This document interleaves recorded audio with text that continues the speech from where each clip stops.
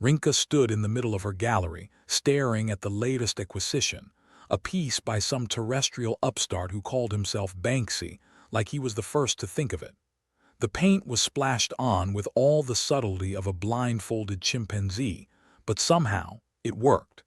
Humans had a knack for making chaos look intentional. It was her gift to sell that chaos as art.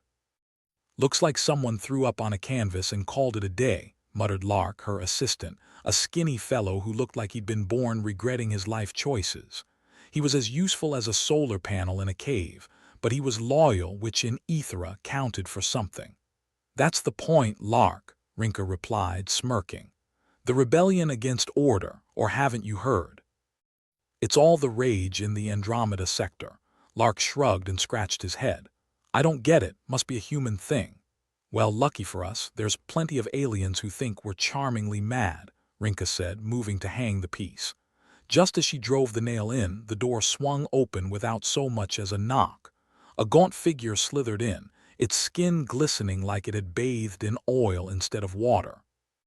A Xantharian she recognized immediately by its 3 eyes and unfortunate absence of charm. "Rinka," it rasped, pronouncing her name like it was a disease. "We need to talk." Rinka asked, raising an eyebrow. "Last I checked, you weren't my type." "The council," it replied, irritated. "They've had enough of human creativity." "The council?" Rinka crossed her arms. "You mean those old bags who think a gentle breeze is a sign of the apocalypse? What do they care about human art? It has destabilizing effects," the Xantharian said, as if explaining why one shouldn't juggle plasma grenades. "They believe it incites rebellion, disrupts harmony." Rinka laughed. "Harmony? This is a space station, not a monastery. Besides, what's a little rebellion between friends? This is serious," it hissed. "They plan to ban all human art from Aethera." Rinka's smile faded. She'd always known the council was a pack of paranoid fools, but this was a step too far. "They can't be serious." "Deadly," the Xantharian replied, its third eye narrowing ominously. "Well," Rinka said, her voice low and dangerous, "we'll just see about that." She turned to Lark, who was looking at her like she had just declared war on the universe. "We're going to need some help," she said. "Help from who?" Lark asked, his eyes wide. "The artists, the dreamers, the ones who still think they can change the world," Rinka replied, grinning. "We're going to give the council a show they won't forget." Lark nodded, though he looked like he might faint at any moment. "Right, I'll start making calls." "Good," Rinka said, her eyes alight with mischief. "Tell them it's time to get a little destabilizing." As Lark disappeared into the back room, Rinka took one last look at the painting.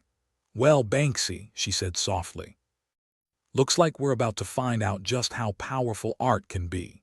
The days that followed were a blur of chaos and creativity. Aethera buzzed with the energy of 1,000 artists, each determined to prove the council wrong. The station's corridors became makeshift galleries, every spare wall a canvas. The air was thick with the smell of fresh paint and defiance. Rinka stood at the center of it all, orchestrating the madness like a conductor with a penchant for the discordant.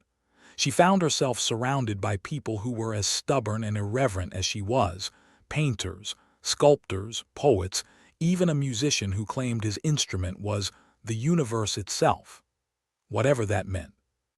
"You sure about this?" Lark asked, frowning at a particularly garish sculpture that looked like it had been cobbled together from spare parts and wishful thinking. "No," Rinka replied, "but since when has that stopped us?" "Fair point," Lark said, shaking his head. "Do you think it'll work?" Rinka shrugged.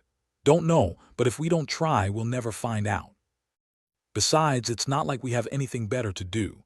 A voice echoed through the corridor, sharp and metallic. "Rinka," she turned to see another familiar face, a Galaxian named Torv who looked like a cross between a cactus and a disgruntled armadillo. "Torv," she greeted. "Come to join the fun." "Fun," Torv grunted, his spines bristling. "You humans and your games." "It's not a game," Rinka said, her grin fading. "It's a statement. They want to shut us down, silence us. We're not going to let them." "Brave words," Torv replied, eyeing a nearby painting with suspicion. "But words won't stop the council." "No," Rinka agreed. "But maybe actions will." Torv nodded, a slow and deliberate movement. "Then you have my support for whatever it's worth." "And mine," came a voice from the crowd, a Lormikian artist, all limbs and enthusiasm, waving a paintbrush like a banner. "And mine," echoed another, and then another, until a chorus of voices filled the space. Rinka felt a warmth spread through her chest, an unfamiliar sensation that could have been hope. "All right," she called, raising her voice above the din. "Then let's give them a show they'll never forget." As the days passed, the tension on Aethera grew thicker than a nebulan stew. The council remained silent, but everyone knew they were watching, waiting for the right moment to strike. It was a game of cat and mouse, with the artists playing the part of the mouse, albeit a particularly artful and defiant one. Rinka gathered her ragtag band of rebels in the gallery, the walls now covered in art that defied categorization. "We make our stand tomorrow," she announced, her voice steady despite the weight of the situation. Lark shifted nervously beside her, but he didn't speak. Instead, he gave her a look that said more than words ever could. "You're insane, but I'm with you." "Remember," Rinka continued, "this isn't just about art. It's about who we are, what we stand for." "And what do we stand for?" someone called from the back. Rinka paused, letting the question hang in the air like the aftermath of a bad joke. "Freedom," she said finally. "Freedom to create, to dream, to be more than what they think we should be." A murmur of agreement swept through the crowd, a wave of determination and rebellion. It was the kind of energy that could light up a star or burn it out. As the artists dispersed to prepare for the coming confrontation, Rinka felt a familiar presence beside her. "You think we're ready?" Lark asked, his voice quiet but steady.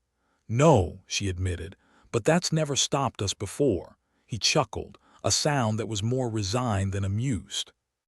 "Here's hoping we live to regret this." Rinka smiled, though it didn't reach her eyes. "If not," she said, turning to look at the chaos of art surrounding them, "at least we'll go down making a hell of a mess." The night passed with agonizing slowness, each tick of the clock a reminder of the impending showdown. Rinka spent it pacing the gallery, her mind a whirl of plans and contingencies that never seemed quite good enough. As dawn broke over Aethera, painting the station in hues of artificial sunrise, Rinka gathered her troops once more. "Today," she declared, "we make them see us." The artists responded with a cheer that echoed through the corridors, a sound filled with defiance and determination. "Let's remind them," Rinka said, her voice rising above the noise, "that even in the dark we can create our own light." With that they dispersed, each heading to their station, their battleground of choice. Rinka watched them go, her heart pounding in her chest. It was a gamble, a last-ditch effort to hold onto something that was slipping through their fingers. But as she stood amid the chaos of creation, Rinka knew one thing for sure: if they were going down, they were going down in style. And as the first whispers of council enforcers reached her ears, she knew the showdown was about to begin. Rinka stood at the entrance of her gallery, arms crossed, watching the wannabe revolutionaries scramble around like hyperactive ferrets. The chaos was like a disturbed ant hill, except the ants were armed with paintbrushes and questionable fashion sense. She couldn't help but smirk. If the council thought they were going to shut this down without a fight, they were in for a rude awakening, and probably a migraine. Zephyr, the quantum artist who insisted he could bend reality with his mind, strolled over looking like he'd just rolled out of bed and into a kaleidoscope. His hair was a riot of colors, clashing violently with his vibrant ensemble. "Rinka, darling," he greeted with a dramatic wave. "How's the uprising coming along?" "Still need me to, you know," he waggled his fingers. "Make some quantum magic happen." Rinka rolled her eyes. "Save the magic tricks for your Tinder dates, Zephyr. We're trying to keep the station from turning into a black hole of boredom, not a literal one." He chuckled, clearly unfazed by her sarcasm. "Fair enough. But if you change your mind, I'm ready to warp reality and, challenge the fabric of the universe or something. Just stick to what you're good at, making people question their life choices." As Zephyr wandered off to spread chaos with his particular brand of enthusiasm, Lark sidled up, looking like he was about to deliver some bad news, which, given their current circumstances, was basically his full-time job. "I've got something," he said, his voice low. "You look like someone just shot your dog," Rinka replied, bracing herself. "Spit it out." "It's the council," Lark said, glancing around like they were being watched, which they probably were. "Turns out they're not just afraid of art, they're terrified of it." "Terrified?" Rinka arched an eyebrow. "What do they think a Banksy is gonna bite them?" "No, but they believe human art is a catalyst for change. And change," he said, grimacing, "is apparently more terrifying than a supernova in their pants." Rinka frowned, processing this. "So they think a few brush strokes and some graffiti can topple their whole setup. Seems that way." "They've seen what humans can do with a little creativity and a lot of spare time," Rinka snorted. "They're not wrong. Give a human a paintbrush and a free afternoon, and next thing you know, we've revolutionized intergalactic politics. But it gets worse," Lark continued. "There's whispers about them trying to erase human influence entirely, starting with art." "Erase?" Rinka echoed, incredulous. "What do they think we are, chalk on a sidewalk?" Lark shrugged, looking more like he was considering faking his own death and moving to a deserted moon. "They're scared, Rinka. Scared that if they don't stop it now, they'll have a full-blown rebellion on their hands." "Then let's give them something to be scared about," Rinka said, a dangerous glint in her eye. Pallas, the hacker whose skills could rival the best of them, and whose hygiene habits, judging by the smell, definitely did not, slouched over, hands in pockets. "Heard you need some help with the council," she said, her voice a bored drawl. "Thought I'd swing by and hack into their personal files, rearrange some ones and zeros." Rinka grinned. "Finally, someone speaking my language." "Yeah, well, don't expect any miracles. They've got firewalls thick enough to block out a supernova. Just do what you can, make them sweat a bit." Pallas nodded, already tapping away on her portable console. "Consider them drenched." As Pallas worked her digital magic, Rinka took a step back, surveying the makeshift army of artists and misfits. It was a ragtag bunch, each more eccentric than the last, but they all had one thing in common. They refused to let the council dictate their lives. And that was a power not even the most paranoid governing body could squash. "So what's the plan?" Lark asked, glancing at Rinka like she had some secret strategy up her sleeve. "We keep doing what we're doing," Rinka said with a shrug. "We create, we push boundaries, we make them see us. And if they don't want to see, then we shove it right in their faces." Rinka's grin was as sharp as a dagger. "Let's see how long they can keep their eyes closed." The hours ticked away, each passing minute bringing them closer to whatever fate had in store.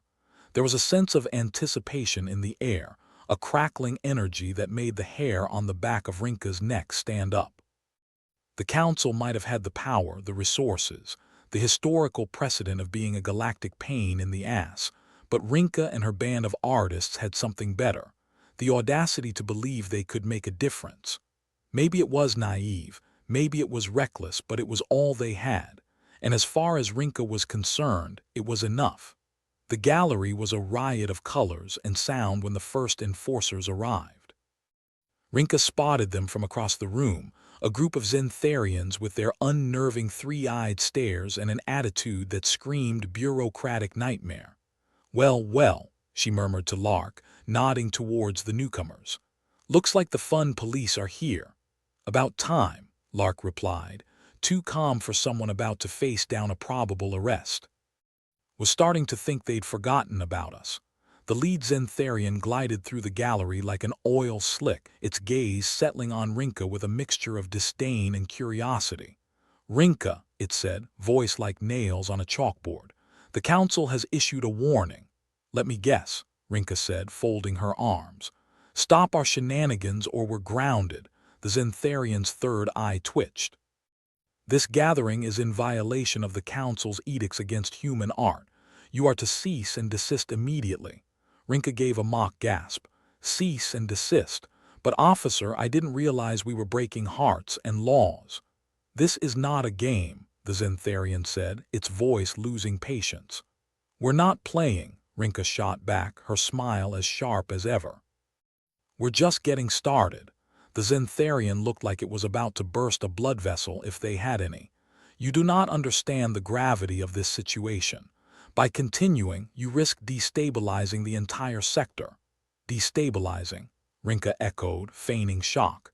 You mean that rainbow sculpture could start a coup? Now I really have seen everything. The Xantharian, clearly at the end of its tether, gestured for its compatriots to step forward. You leave us no choice. Before they could move, however, the lights flickered, every screen in the gallery suddenly displaying an image, a Banksy piece, no less artfully chaotic and undeniably human, a reminder of why they were fighting. Pallas, standing with her console in hand, gave a nonchalant shrug. Oops. Enough, the Xantharian barked, frustration bleeding into its tone. You will be detained until further notice. But just as they stepped forward, the artist stepped up. A wave of defiance surged through the room, each individual ready to defend their right to create, to dream, to be more than just a footnote in someone else's history. The Xantharians paused, clearly not expecting such a vehement response. Rinka took a step forward, emboldened by the solidarity around her. We're not afraid of you, she said, her voice cutting through the tension. And you're not going to silence us. A murmur of agreement rippled through the crowd, and for the first time the Xantharians hesitated. We're artists, Rinka continued. We're stubborn, we're messy, and we're not going anywhere. The Xantharians exchanged glances, clearly unsure of how to proceed. Taking advantage of their indecision, Rinka pressed on. You fear our art because it challenges you. It makes you question the status quo, makes you dream of something better. And that scares you more than any weapon ever could. The lead Xantharian's eyes narrowed, but there was a flicker of something else there too, doubt perhaps, or maybe grudging respect. All we want, Rinka said, her tone softer now, is the freedom to be ourselves. To create, to inspire, to dream. Is that so terrible? For a moment the gallery was silent, the weight of Rinka's words hanging in the air like a fragile promise. Then slowly the Xantharians lowered their weapons, their leader giving a curt nod. We will relay your message to the council, it said, its tone grudgingly respectful. But do not mistake this for victory. This is merely a postponement. Good, Rinka replied, her grin wide and unapologetic. Just means we have more time to make art. The Xantharians withdrew, leaving the gallery buzzing with relief and newfound determination. As Rinka watched them depart, she knew the fight was far from over. But for now, they'd won a small victory, and that was enough. Lark sidled up to her, a rare smile tugging at his lips. Think we made an impression? More like a dent, Rinka said, smirking. But dents can turn into cracks, and cracks let the light in, he chuckled, shaking his head. You really are insane. Maybe, she admitted, but sometimes it takes a little insanity to change the world. As the artists regrouped, each more determined than ever, Rinka felt a surge of hope, a dangerous, intoxicating thing. But for now, it was enough to keep them going. Tomorrow, the battle would continue. But today, they had proved that even in the darkest times, art could shine a light. The gallery was still humming with the buzz of triumph when Rinka noticed something off. It was like a nagging itch at the back of her mind. She couldn't quite put her finger on it, but something about the way the Xantharians had backed down so easily felt wrong. Then again, she mused, maybe she was just getting paranoid. I need a drink, she muttered to herself, or to anyone listening, really. Lark, who had developed an uncanny ability to manifest whenever alcohol was mentioned, sidled up next to her. Careful, he said. You might just toast our premature victory too soon. Premature, Rinka echoed. Isn't that your middle name? She grinned, but it didn't reach her eyes. You wound me, Lark replied, clutching his chest dramatically. Then more seriously, he added, something still nagging at me. Rinka knew better than to ignore a gut feeling, especially when it belonged to Lark, whose instincts were usually spot on, even if his timing wasn't. What are we missing? She asked, scanning the crowd of artists still riding the high of their confrontation. Just then Pallas looked up from her console, a small frown creasing her perpetually bored expression. You've got a rat, she said, her voice cutting through the chatter like a hot knife through butter. Rinka stiffened, "A rat in my gallery," she scoffed, but there was a touch of unease in her voice. "What is this, a bad space noir?" "No," Pallas continued, unfazed. "I just intercepted some unusual comms. Someone's been whispering sweet nothings to the council." Lark's face darkened. "And I doubt they were asking for a dance." Rinka's eyes narrowed as she surveyed the room, and the vibe shifted quicker than a quasar on steroids. The artists, sensing the change, quieted, their earlier exuberance fading into a tense alertness. "All right," Rinka called out, clapping her hands to get everyone's attention. "Looks like we've got a leak.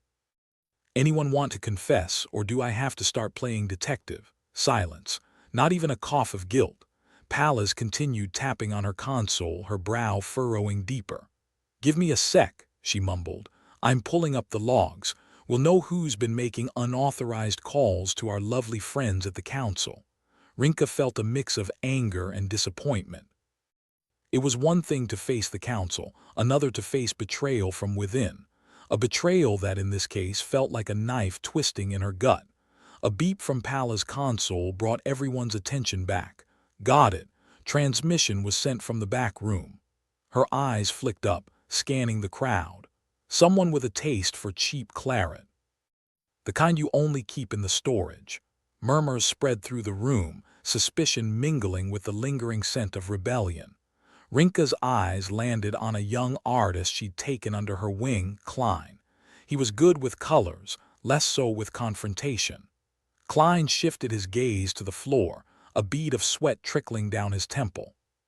"Klein," Rinka's voice was deceptively calm, the kind you use when your patience is hanging by a thread. Klein's head snapped up, eyes wide. I didn't mean to," he stammered, every word a step closer to the gallows. They said they'd help me get my work out there, make me famous." Famous, Rinka thought bitterly. The oldest carrot in the book, and Klein had bitten down hard. "And you believed them?" she asked, incredulously. "Klein, this isn't some fairy tale where the council helps starving artists. They were using you." "I didn't know," Klein protested weakly, his face pale as moon dust. "I thought they just wanted some insight. I didn't realize they'd use it to come after us." "Well," Lark said, his voice carrying the weight of 1,000 disappointments, "now you do." Before Rinka could say anything further, the lights flickered ominously and a surge of electricity crackled through the air. "Oh, great," she sighed, because things weren't already exciting enough. The door burst open, and this time it wasn't just a handful of Xantharians. It was a full raid team, armed and unpleasantly ready. "Council sent us party crashers," Lark quipped, taking a step back. "I hate uninvited guests," Rinka growled, but there was no time for anything else. They had to move, and fast. "Pallas, kill the lights," Rinka ordered, her mind racing. "Everyone else follow me." Pallas didn't need telling twice. Her fingers flew across the console, and the gallery was plunged into darkness, an artist's favorite canvas as it turned out. Rinka grabbed Lark by the sleeve and started towards the hidden exit, the one they kept for situations exactly like this. "Keep moving," she barked, her voice a lifeline in the chaos. "We're not done yet." They stumbled into the alleyway, the sound of boots and shouts echoing behind them. Rinka's heart pounded in her chest, a relentless reminder that they were still very much alive against all odds. "Where do we go now?" Lark asked, his breath visible in the chill night air. "Plan B," Rinka said, already pushing forward. "We find a new base and figure out a way to get our art out without landing in a cell." "And how do we do that?" Rinka grinned, a feral edge to her expression. "We get creative," Lark snorted, a hint of his usual humor returning. "Ain't that the human way?" As they weaved their way through the maze of back alleys, Rinka's mind was already spinning with possibilities. They'd been knocked down, but they weren't out, not by a long shot. Rinka, Lark, Pallas, and the rest of their ragtag bunch found temporary refuge in an abandoned warehouse on the outskirts of Aethera. The place smelled like dust and neglect, but it had potential. Or at least, it had a roof and 4 walls, which was a good start. "Home sweet home," Lark muttered, looking around with the kind of expression one might reserve for a particularly ugly insect. "If this is home, I'd hate to see the vacation spot," Rinka replied, swiping a hand through the grime on a nearby table. Pallas, already setting up her equipment, gave them a sideways glance. "It's temporary. Don't get too comfortable." "Comfortable?" Lark said with a laugh. "I wasn't planning on it." Rinka leaned against a support beam, her mind already working overtime. "All right, folks," she announced, "we need a plan. The Council's got eyes everywhere, so we need to be smarter, faster, and a hell of a lot sneakier." "We could try going digital," suggested Zephyr, the self-proclaimed quantum artist who had a penchant for bending more than just reality. "Send our art across the quantum net. They can't censor what they can't catch." Rinka considered this. "It's risky. Council's got algorithms that'd make your head spin, but if anyone can outsmart them, it's Pallas." Pallas nodded, a rare flicker of enthusiasm in her usually detached demeanor. "I've got a few tricks up my sleeve. Just need some time to set it up." "And in the meantime?" Lark asked, ever the pragmatist. Rinka crossed her arms, her mind racing through options, each more insane than the last. "We go analog," she said finally. "Old school, flyers, murals, you name it, we take the streets." Lark raised an eyebrow. "You mean we actually get our hands dirty, like the good old days?" Rinka replied, a dangerous glint in her eye. "Love it," Zephyr chimed in, a wide grin on his face. "Nothing like a bit of chaos to spice things up." Rinka nodded, her mind already mapping out the logistics. "We'll need to move in small groups, stay under the radar. If the Council thinks they've got us cornered, then we use that to our advantage." Everyone nodded, the tension in the room shifting into something more akin to determination. "Think they'll catch on?" Lark asked, his voice a mix of caution and curiosity. "Probably," Rinka said, grinning. "But by the time they do, we'll have painted this sector red, metaphorically speaking." "Wouldn't want to give them too much credit," Lark replied with a chuckle. Rinka felt a flicker of something resembling hope. It was fragile and reckless, but it was enough to keep them going. "All right," she said, clapping her hands together. "Let's get to work." And with that, the artists set to their task, each with their own brand of brilliance and madness. In the dim light of the warehouse, as plans were hatched and materials gathered, Rinka realized something. They might be underdogs in this fight, but they were human after all. And humanity, with all its flaws and follies, had a knack for turning chaos into art. The Council might have underestimated them, but that was their mistake. And Rinka, she was more than happy to prove them wrong. With each stroke of paint, each defiant piece of art, they would make their mark on Aethera, one rebellious act at a time. Because in a world that feared change, they were the inevitable catalyst. And that was a legacy worth fighting for. The warehouse wasn't exactly the Taj Mahal. More like the Taj, "My back hurts from sleeping on concrete." But beggars can't be choosers, and rebels can't be real estate agents. Rinka and her crew had turned the place into a makeshift base of operations. Bits of tech were strewn about like confetti at a drunken birthday party, and the only thing holding everyone together was Rinka's sheer force of will, and maybe a little bit of insanity. "Pallas," Rinka called, leaning against a rusted piece of machinery that looked one sneeze away from collapsing. "I need you to do that hacker thing you do. We've got to break into the station's comm network. See what the Council's whispering about this time." Pallas nodded, already hunched over her console, fingers dancing over the keys with the precision of a killer pianist. If the piano was a gateway to all kinds of digital mischief. "You got it, boss. Just give me a minute. And maybe a coffee. If I had coffee, I'd be drinking it, not bribing you with it," Rinka replied, eyeing the flickering lights as though they might suddenly decide to give up the ghost and plunge them all into darkness. Lark wandered over, looking every bit the man who'd rather be sipping something stronger than water. He leaned on a crate, smirking as he watched Pallas work. "Think they're talking about the weather," he quipped. "I mean, nothing makes a day like hearing a bunch of bureaucrats opine about cloud cover. More likely debating the best way to lock us up and throw away the key," Rinka said dryly. "But hey, maybe they'll throw in dinner and a show." "Only if the show's public execution," Lark joked back, and Rinka couldn't help but snort at the black humor. Gallows humor, it was the only thing that got you through days like this. Palaz's rapid typing came to a halt, and for a moment the only sound was the hum of the console. "I'm in," she announced, with all the satisfaction of a cat that's just found the cream. "And oh boy, you're gonna want to see this." The screen flickered to life, revealing a flurry of text and images. It looked like the inner workings of a conspiracy theorist's pinboard, complete with red threads and ominous-looking diagrams. But in the center of it all was something that caught Rinka's eye, a piece of art. "Well, I'll be damned," Lark said, peering over Palaz's shoulder. "It's a picture of Aethera, but it's different." Different was an understatement. The image was vibrantly chaotic, like someone had taken Aethera and doused it in a rainbow and a storm. Lines wove together in impossible geometry, giving the city a sense of movement, an undercurrent of life that the real thing sorely lacked. "They've been keeping this under wraps," Pallas said, her voice tinged with awe. "It's a piece of forbidden art." "Human-made," Rinka squinted at the screen, feeling a strange mix of pride and rage. "They're afraid of it," she realized, almost laughing at the absurdity.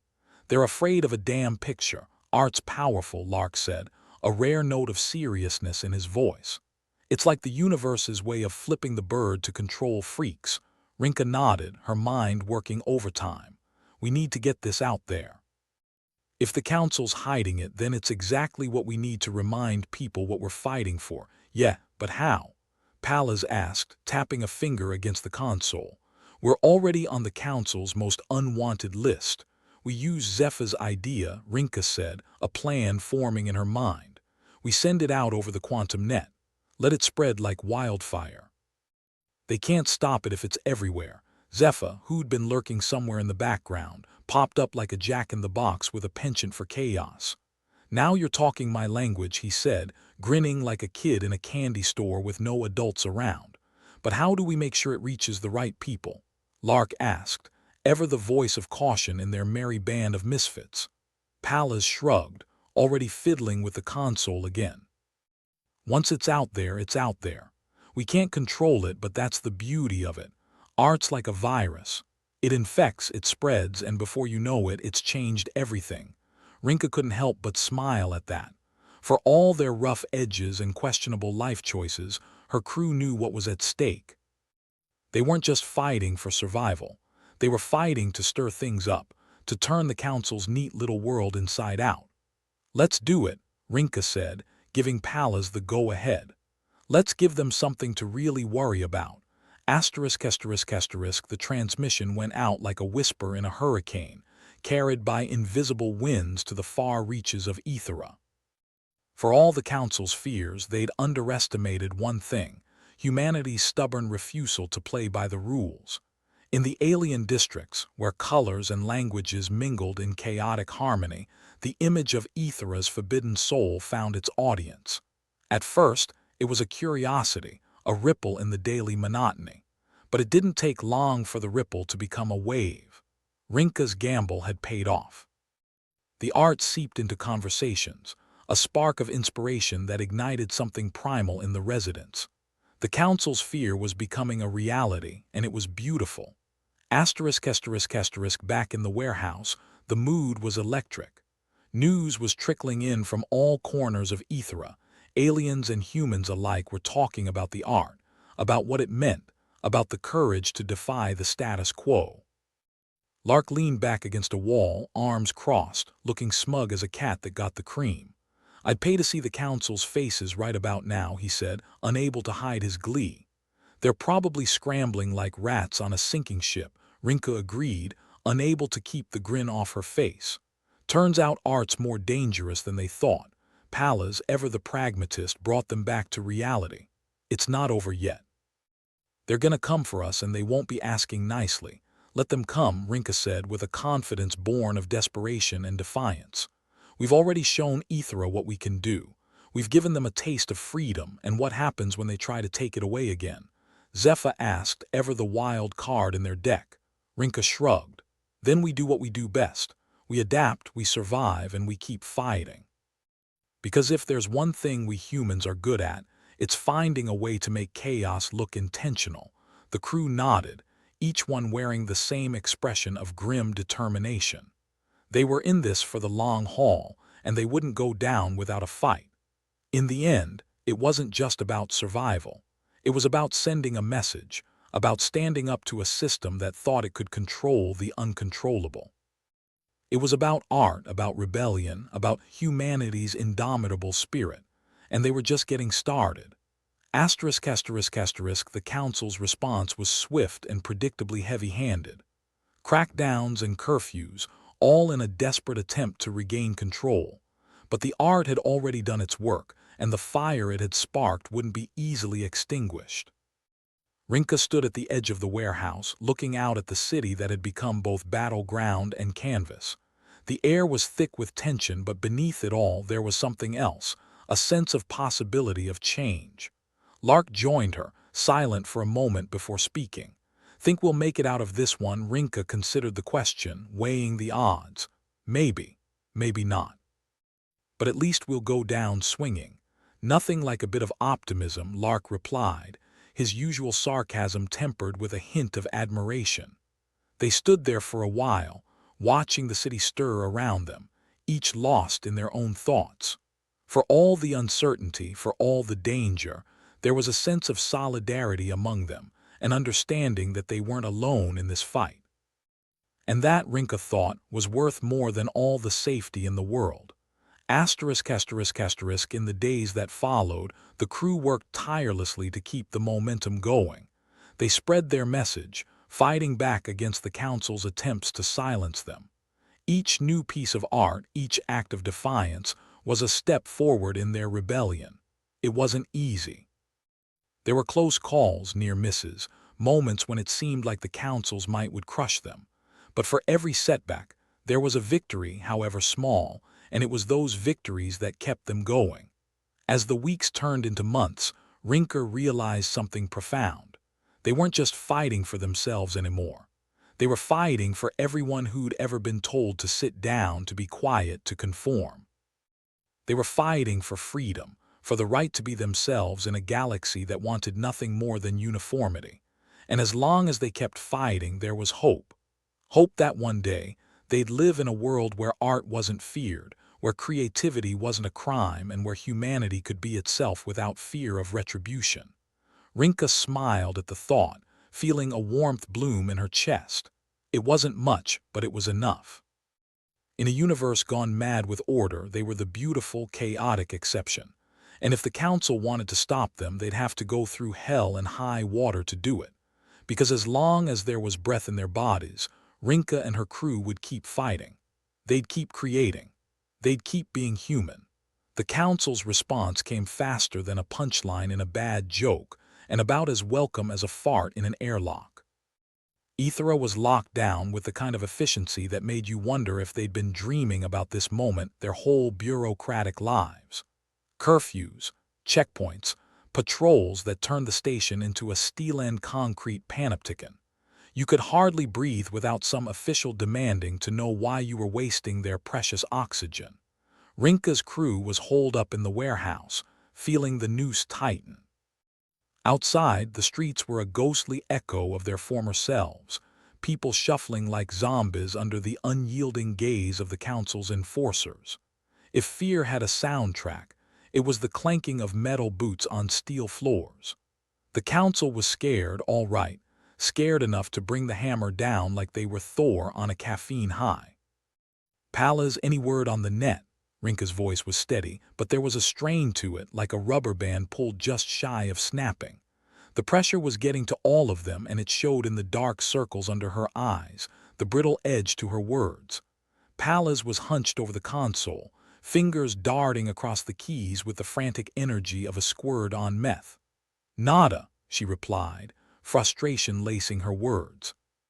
"They've got everything locked up tighter than a nun's chastity belt. Even the back channels are clogged with their propaganda. It's like trying to swim through molasses." Lark snorted humorlessly from his spot by the door, where he'd taken up the role of reluctant lookout. Typical Council. They couldn't find their own asses with both hands, but give him a chance to ruin someone's day, and they're all over it. Zephyr was sprawled in the corner, looking for all the world like a cat that had stumbled into the middle of a dog convention. At least the art's still out there, sparks flying, setting fires in the minds of the masses. Beautiful chaos. Beautiful chaos doesn't mean squat if we're all in lockup, Rinka muttered, rubbing her temples. We need a plan, something to keep the momentum going. If we go radio silent, the council wins. Lark's chuckle was dark, bordering on bitter. Got any bright ideas? Maybe we can paint a mural on the side of their headquarters. A big middle finger to their control freak ways. Rinka's lips twitched in the ghost of a smile. Tempting, but I don't think we're gonna win this one with spray paint. The mood in the room was as thick as the stale air. Rinka's eyes swept over her crew, seeing the tension etched into their faces. This was the lowest they'd been, the moment when hope felt like a cruel joke. But if she knew anything about her ragtag group of rebels, it was that they didn't give up easily. They were like cockroaches, ugly, persistent, and annoyingly hard to kill. We need to get creative, she said finally, forcing confidence into her voice. The council thinks they've got us cornered, but they are wrong. We know this station better than they do. We've just got to use that to our advantage. And how do you suggest we do that? Lark asked, eyebrows raised. Last time I checked, they weren't giving out prizes for good behavior. Rinka tapped her chin, staring at the ceiling as if it held the answers. We've been thinking too small. We need something big, something they can't ignore. A statement. A statement, Pallas echoed, skepticism heavy in her voice. Yeah, Rinka replied. Something that shows we're not beaten, that we won't lie down and let them trample over us. We need to remind everyone why we're doing this in the first place. Zephyr perked up at that, a sly grin spreading across his face. I like the sound of that. A grand gesture, something to shake them to their core. Lark rolled his eyes. Grand gestures are great unless they land us in the slammer. How about something a little less, I don't know, suicidal? Rinka ignored him, her mind racing. Pallas, you think you can hack into the central systems again? Get us access to the station's PA. Pallas blinked, then a slow, wicked smile crept over her face. You want to broadcast something? Damn right, Rinka replied, fire reigniting in her eyes. We hit them where it hurts. We get our message out, let everyone know we're still here, still fighting. Lark let out a low whistle. Ballsy, I like it. Reckless, but if anyone can pull it off, it's us, Zephyr added, looking downright gleeful at the prospect. Then let's make it happen. Rinka's voice was firm, determined. Pallas, work your magic. The rest of you prep for a quick exit. If this goes sideways, we're gonna need to move fast. The room buzzed with a renewed sense of purpose, the oppressive weight of despair lifting slightly. It wasn't much, but it was enough to get them moving, to remind them of why they were here.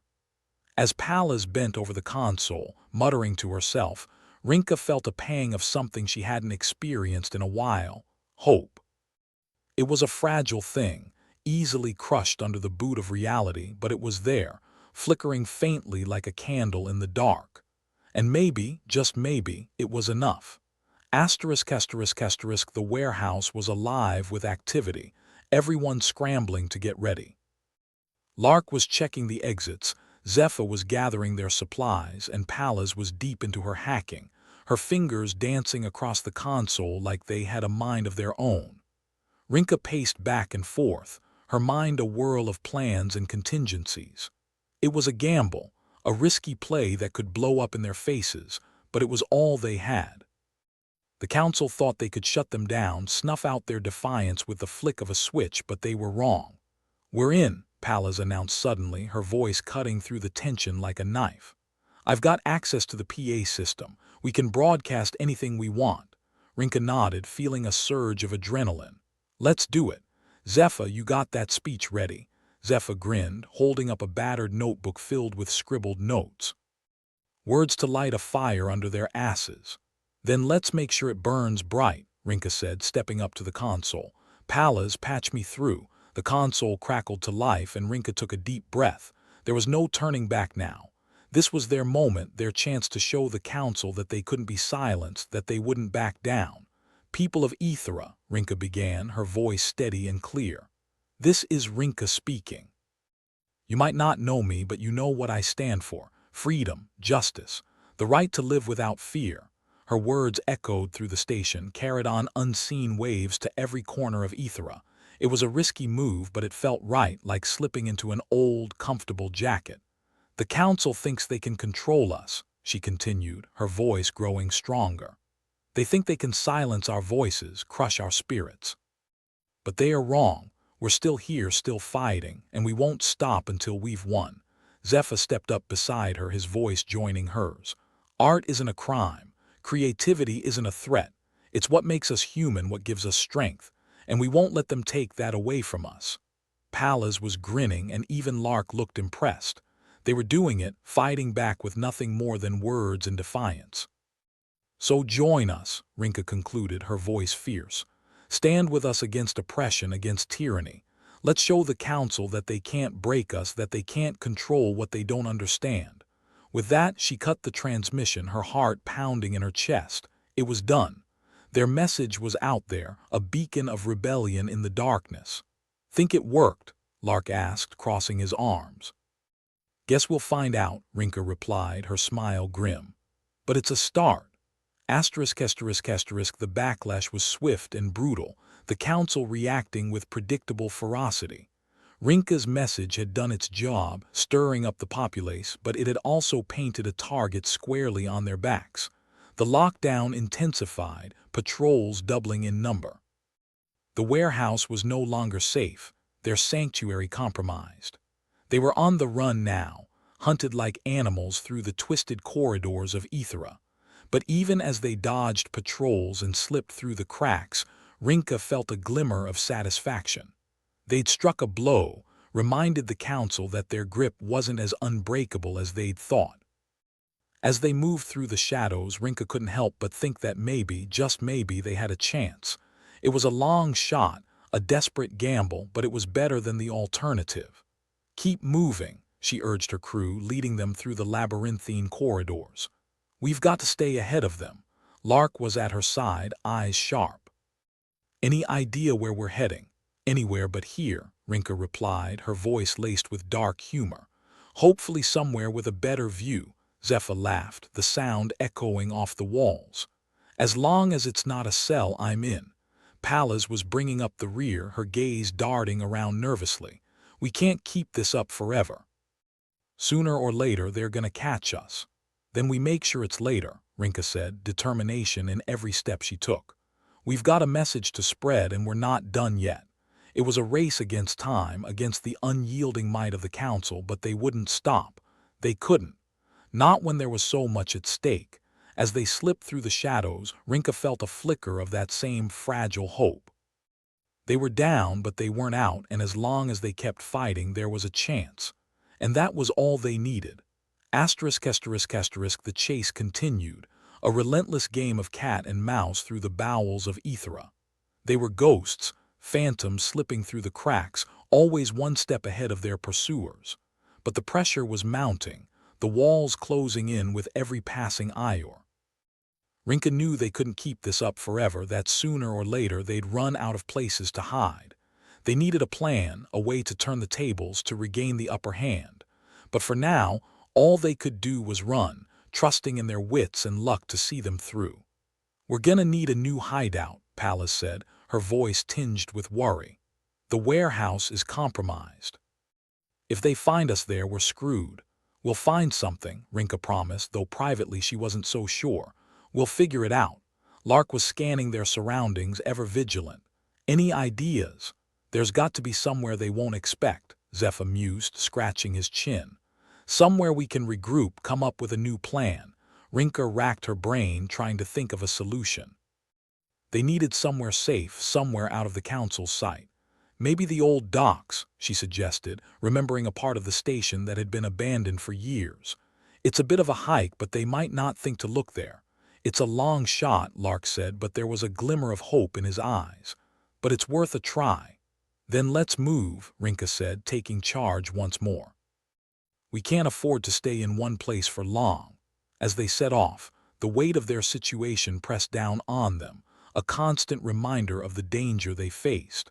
But despite it all, they kept going, driven by a shared purpose and an unyielding desire for freedom. The council might have had the upper hand, but they hadn't crushed their spirits. Not yet anyway.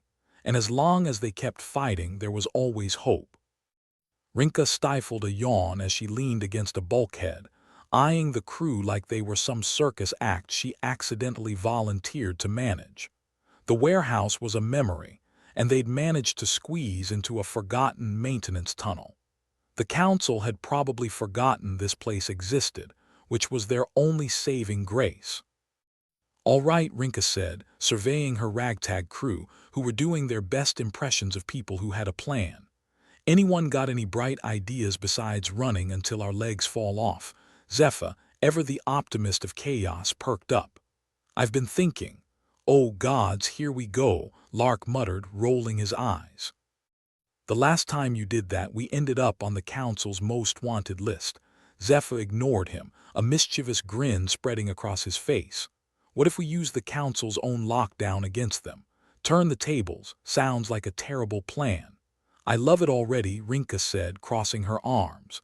Zephyr gestured dramatically as if unveiling a masterpiece. "Quantum entanglement," Pallas snorted from her corner. "You've been reading too many old Earth sci-fi novels." "Yeah, well, the best ideas come from fiction," Zephyr shot back. "But hear me out. If we use quantum entanglement, we can project art across the station, bypassing all their blocks. They can't shut it down because it won't be on their network." Banksy, who'd been unusually quiet, suddenly came alive. "You mean we could mess with the station's visuals?" "Like art bomb the place?" Zephyr nodded like a kid who'd just discovered candy. "Exactly. We turn Aethera into a canvas, one the council can't erase. A cultural revolution without any brushstrokes." Rinka rubbed her temples. "So, what? We're going to graffiti the station with quantum particles. We're supposed to be rebels, not abstract artists." "Well, the council does think art is destabilizing," Lark said, dry as a Martian wasteland. "Let's give them what they are so afraid of." "Isn't this a bit risky?" Pallas asked, her fingers still twitching from their last hacking attempt. "We just got our asses handed to us. Now you want to light up the station with an art show." "It's not just an art show," Zephyr insisted. "It's a statement. We show the station's people that creativity isn't dead, that the council doesn't own our spirits. Besides," Banksy added, eyes gleaming, "chaos is a form of art." Rinka took a moment, letting the idea marinate like bad leftovers. Sure, it was reckless, possibly suicidal, but wasn't that their entire MO at this point? Fine, let's do it. "But if this blows up in our faces, I'm haunting you all from beyond the grave." The crew chuckled, the levity a welcome reprieve from the constant tension that had become their lives. Rinka knew it was a long shot, but she'd learned that the longest shots often hit the most unexpected targets. The crew gathered around a jury-rigged console, which, like all great things in life, was held together by duct tape and wishful thinking. Pallas patched in the necessary algorithms, her fingers moving with the precision of a surgeon, and not the kind who left their instruments inside patients. "Okay, I've got the entanglement interface up," Pallas said, a bead of sweat trickling down her forehead. "Theoretically, this should allow us to theoretically." Lark interrupted, arching an eyebrow. "Just the kind of reassurance I needed." "Look," Pallas said, frustration seeping into her voice, "this is cutting-edge stuff. It's not like we have a manual titled Quantum Art for Dummies. We're winging it. Winging it is our specialty," Rinka said, patting her on the back. "Let's make some history, or at least some really cool chaos." Zephyr fed the first data stream through the console. It hummed with a life of its own, the quantum algorithms dancing across the screen like a frenetic laser show. "Here goes nothing," he said, hitting the final key.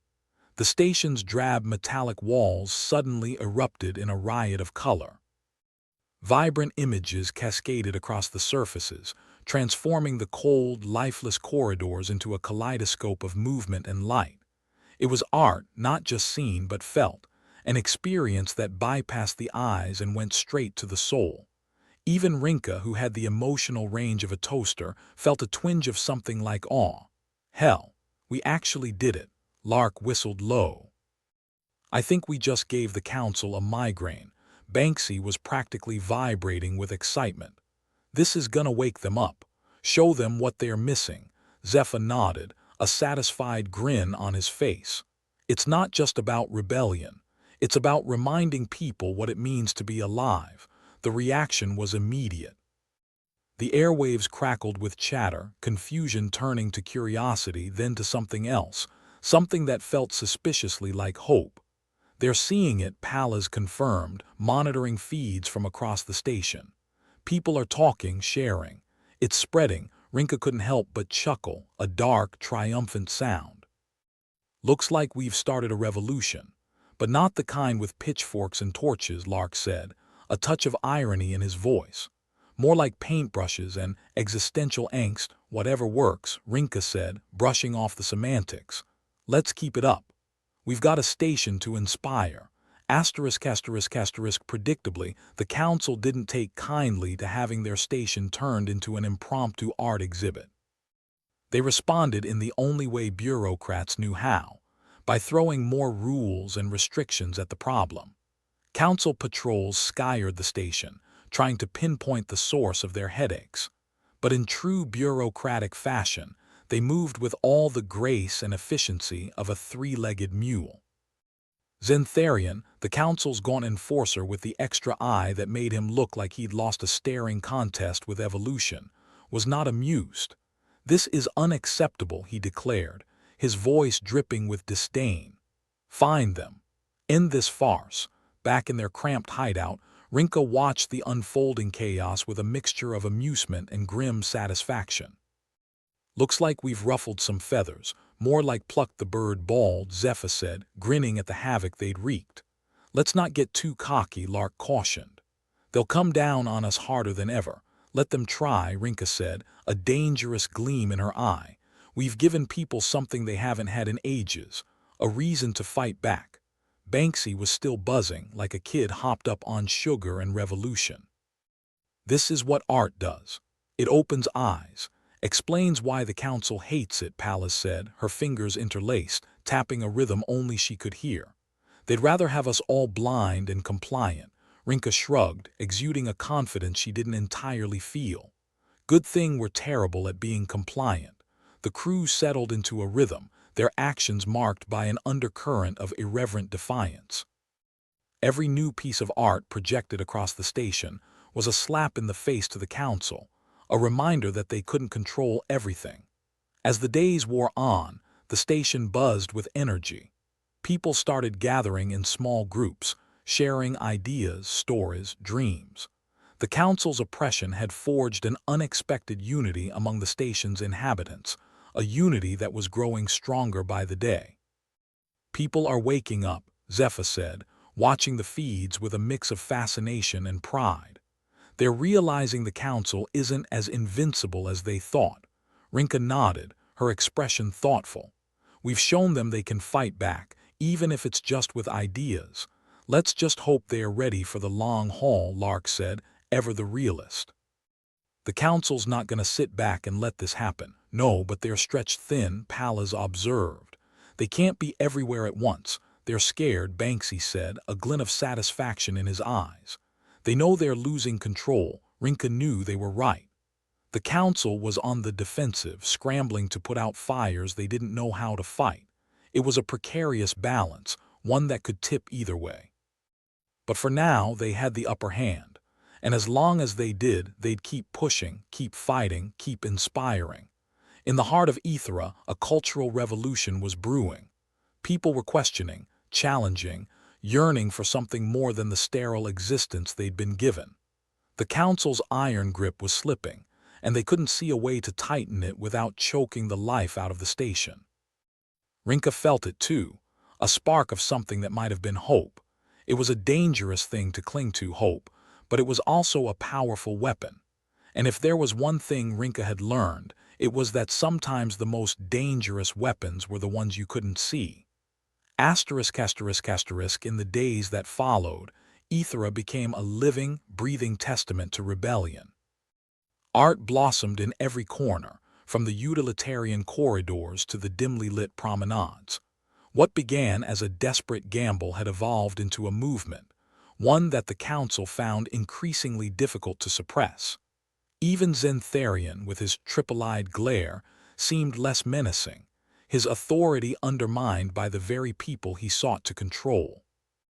The station's populace, inspired by Rinka's crew, had found their voice, and they were using it with abandon. "We're making history," Banksy said, marveling at the impact of their actions, "and pissing off the right people in the process. Art as a weapon," Pallas mused. "Who knew?" Zephyr leaned back, feet propped up on a crate. "We did. That's why we're so damn good at this." Lark, watching the feeds, allowed himself a rare smile. "The council's gonna have one hell of a time putting this genie back in the bottle. They can try," Rinka said, a satisfied smirk on her lips, "but it's too late. People have seen what's possible, and there's no going back. It was a dangerous game they played, one where the stakes were higher than they'd ever been." But as Rinka looked around at her crew, at the defiance in their eyes and the determination in their hearts, she knew they were ready. The council had underestimated them, dismissed them as a minor nuisance. Now they were a force to be reckoned with, a force that wouldn't rest until the station was free. As they prepared for whatever came next, Rinka couldn't help but think of their journey. From their first act of defiance to this blossoming revolution, it had been a wild ride. But despite the challenges, despite the danger, they'd done the impossible. They'd united a station under the banner of hope and creativity. And if that wasn't worth fighting for, nothing was. Back in the maintenance tunnel, our cozy bunker of questionable legality, the air was thick with the scent of stale adrenaline and triumph. Rinka sat atop a precarious stack of crates, surveying her crew with the satisfaction of a ringleader whose circus had finally hit the big time. Not that she'd ever admit it. "Looks like we've painted ourselves into a corner," Lark quipped, folding his arms, his face a picture of amused cynicism. "The council's gonna hate negotiating with us." Banksy was already sketching a new piece on the wall, his enthusiasm seemingly immune to the oppressive atmosphere, or maybe fueled by it. "Can't wait to see them try to put a price on freedom." "You mean artistic digestion," Pallas chimed in, her fingers dancing over her console like a concert pianist with a penchant for anarchy. "They're gonna need a whole new playbook for this." Zephyr sprawled out on an ancient, lumpy couch someone had salvaged from a landfill of bygone eras. "Just wait until they realize they're not just battling graffiti." Rinka chuckled darkly. "Oh, they know. That's why they're squirming. Art's the only thing that sticks when the universe is trying to flush you down the drain." Outside, Aethera was rippling with a new kind of energy, a murmur that turned into a chorus as more inhabitants joined the movement. The council's attempts to clamp down only added fuel to the fire, their ever-increasing rules and restrictions serving as a catalyst for rebellion rather than a deterrent. Zentharian, with his unsettling trio of eyes, was seen less in public. Rumor had it he'd been called back to Council HQ to explain why the station was starting to resemble a cosmic art gallery during a solar flare. Not exactly a career highlight. "Seems like our gaunt friend's feeling the heat," Zephyr noted, nodding toward a grainy feed of Zentharian's latest public appearance. "He looked about as comfortable as a cat in a bathtub. 3 eyes and not one of them can spot the obvious," Lark remarked, shaking his head. "Art's not gonna kill them, but it might make them wish it would." Rinka felt a pang of something suspiciously like pride as reports came in of other species on Aethera embracing the art that had emerged from their underground campaign. Alien and human alike were adding their voices to the chorus, creating a harmonious cacophony of resistance. "We might have stumbled onto something big here," Banksy said, pausing to wipe paint-stained fingers on his pants. "Bigger than all of us. Certainly bigger than the council's imagination," Pallas added dryly, tapping her screen with an amused glint in her eye. "They're scrambling to contain this, but they might as well be trying to put toothpaste back in the tube." Rinka leaned back, letting the crew's banter flow around her like a comforting tide. "We've got them on the back foot, sure, but let's not start patting ourselves on the back just yet. They're not done trying to rain on our parade." More like a monsoon, Banksy snorted. But I've got my umbrella ready. The tension on Aethera was palpable, a toxic blend of fear, hope, and anticipation swirling like a storm on the brink of release. The council was silent, ominously so, which only added to the sense of impending confrontation. "Think they'll actually try to negotiate?" Pallas asked, her voice laced with skepticism. "Desperation can do funny things to a bureaucrat," Lark replied, his tone dripping with irony. "Like actually listening." Zephyr shrugged, ever the optimist. "Art's got a funny way of twisting people's arms. They might not want to admit it, but they are in a bind." Rinka nodded, contemplating the strange, uncharted waters they were navigating. "We've got them cornered, but let's not forget, they're still dangerous." Desperation makes you unpredictable. As if on cue, the console let out a shrill beep announcing an incoming message. Pallas glanced at the screen, her eyebrows shooting up. "Speak of the devil," she said, a hint of disbelief in her voice. "It's from the council." The room went silent, the gravity of the moment sinking in. Rinka motioned for Pallas to put it on speaker. "Let's see what they have to say." A disembodied voice crackled through the console, as smooth and slippery as the council's reputation. "Attention, citizens of Aethera.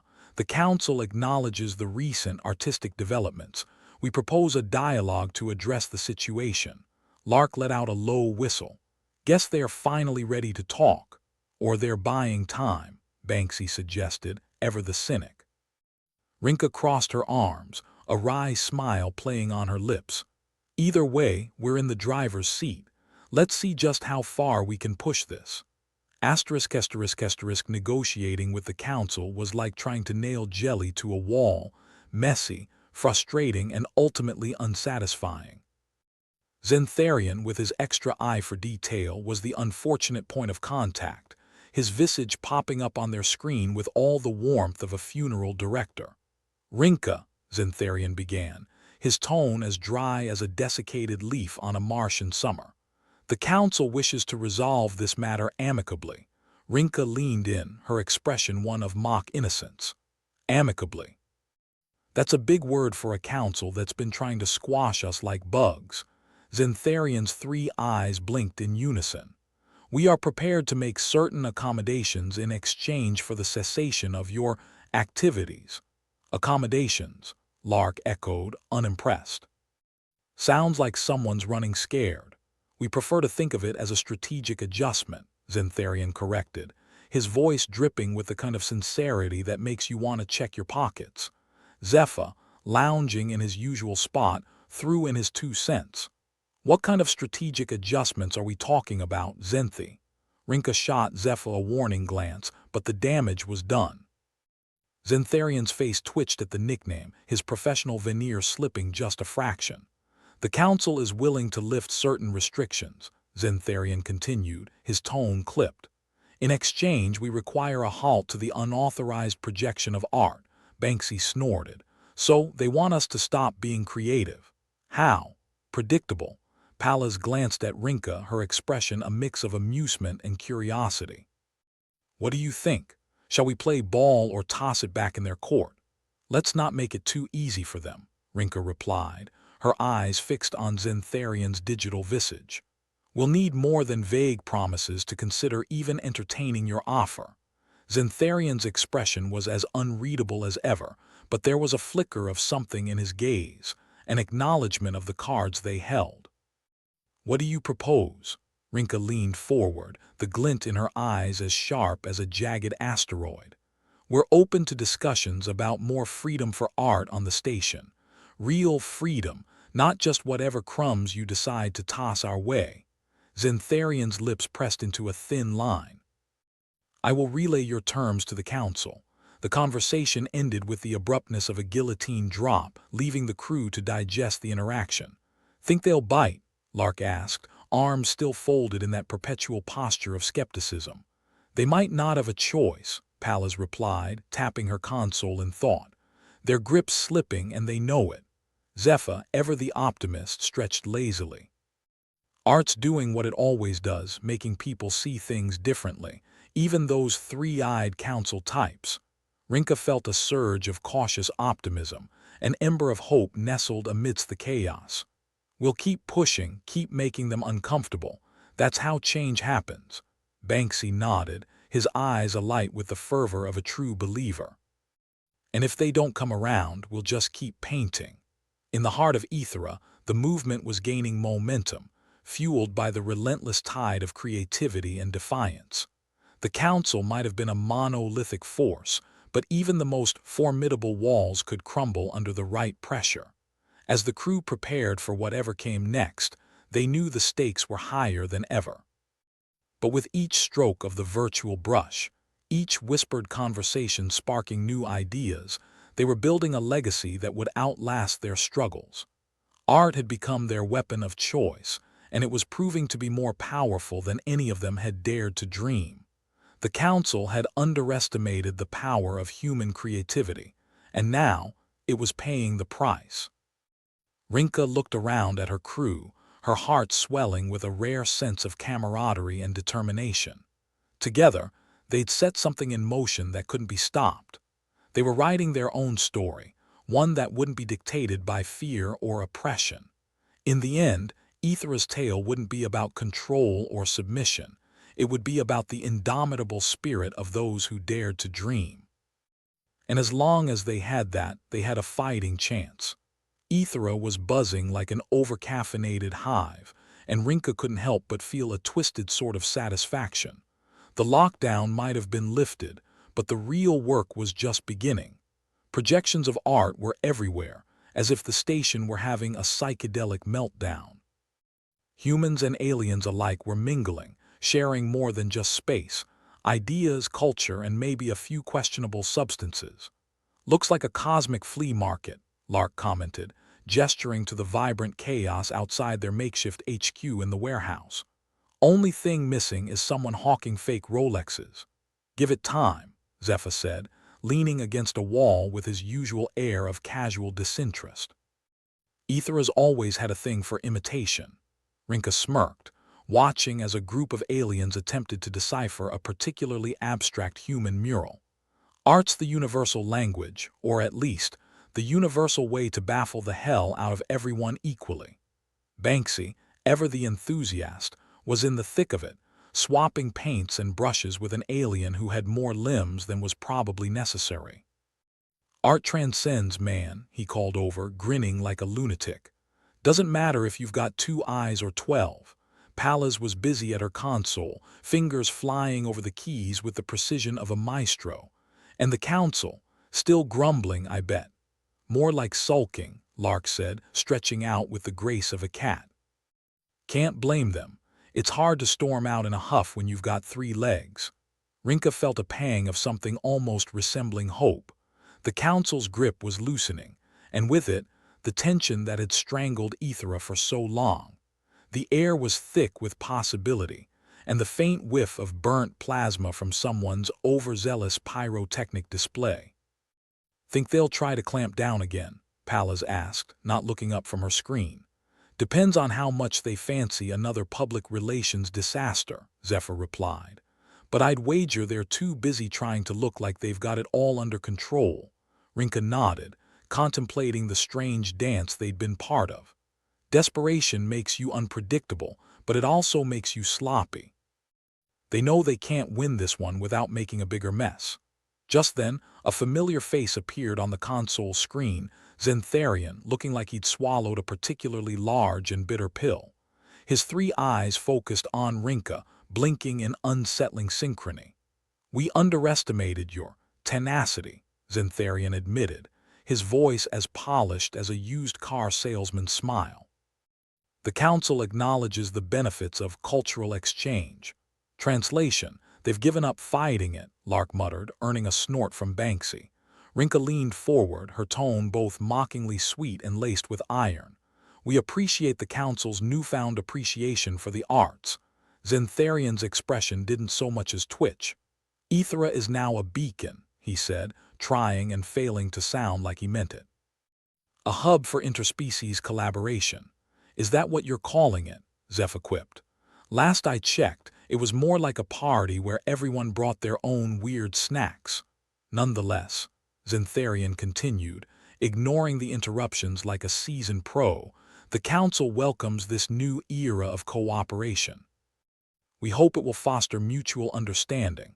And here I thought they'd say subdue the rabble or something more their style, Pallas remarked. Understanding through art, Banksy said, shaking his head in mock seriousness. Who would have thought? Zintharian's three eyes flicked between them, as if trying to gauge just how serious they were. The Council will be monitoring these developments closely. Rinka waved a dismissive hand. Let them watch. Maybe they'll learn something. With that, Zintharian's image flickered away, leaving the room buzzing with a mix of triumph and disbelief. So we did it, Lark said, his voice tinged with incredulity. We actually pulled it off. The Council blinked first, Zephyr added, sounding almost amazed. Didn't see that coming. Rinka felt the weight of the moment settle in, a strange, exhilarating sensation. They'd sparked something larger than themselves, a movement that had taken on a life of its own. Aethera was changing and they'd helped light the fuse. Banksy was practically vibrating with excitement. This is just the beginning. Imagine the exhibitions, the collaborations, hell, the chaos, Zephyr chuckled. And the chaos can't have a cultural renaissance without a bit of madness. Pallas shut down her console with a decisive click. Let's not get too carried away. The Council's still watching and they're not exactly known for their artistic interpretations. True, Rinka agreed, though a smile tugged at her lips. But they've also seen what happens when they try to stifle creativity. We've shown them that art isn't just pictures on a wall. It's change. It's power. And it's damn fun, too, Lark said, grinning. The crew shared a moment of quiet satisfaction, the kind that only comes from defying the odds and emerging on the other side, slightly battered but victorious. Aethera was no longer just a station on the brink of suffocation. It was alive with possibility, a testament to what could happen when you threw caution, and a lot of paint to the wind. As they stood together, watching the station come alive in ways they hadn't dared to imagine, Rinka knew they'd left their mark. Not just on a wall or a console, but on the very fabric of Aethera itself. In the end, it wasn't about the art or the rebellion. It was about the people who'd dared to dream, who'd painted their hopes across the stars and carved their names into the annals of change. Rinka turned to her crew, her friends, her fellow dreamers. We did it, she said simply, the words carrying the weight of their journey. Lark raised an eyebrow. What now, fearless leader? Rinka shrugged, a mischievous glint in her eye.